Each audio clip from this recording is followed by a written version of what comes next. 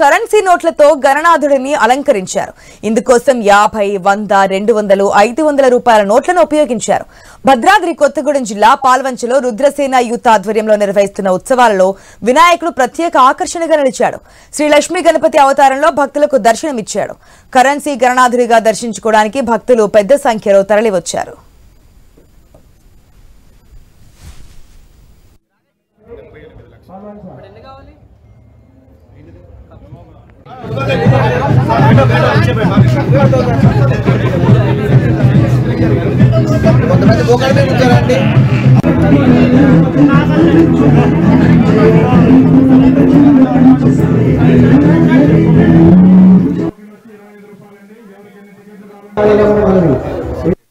పట్టణ పరిధిలోని మార్కెట్ ఏరియాలోని old little flower school ground నందు రుద్రసేన యూత్ ఆధ్వర్యంలో ఈ మొదటిసారి గణేష్ నవరాత్రులు నిర్వహిస్తున్నామండి.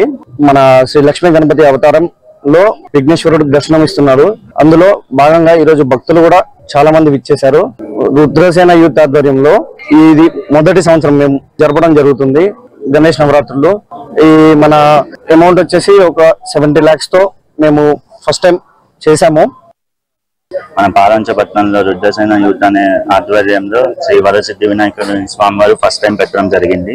కావున గణపతి నవరాత్రులు చాలా భాగంగా చేశారు. లక్ష్మీ గణపతి కరెన్సీతో అవతారం జరిగింది. 78 లక్షలతో యూత్ ఆధ్వర్యంలో బాగా చేశారు. భక్తులు కూడా బాగా ఇష్టంతో స్వామివారిని భక్తితో దర్శనం చేసుకున్నారు. కావున చాలా బాగా జరిగింది. పూజలు కార్యక్రమాలు కూడా బాగా జరిగాయి.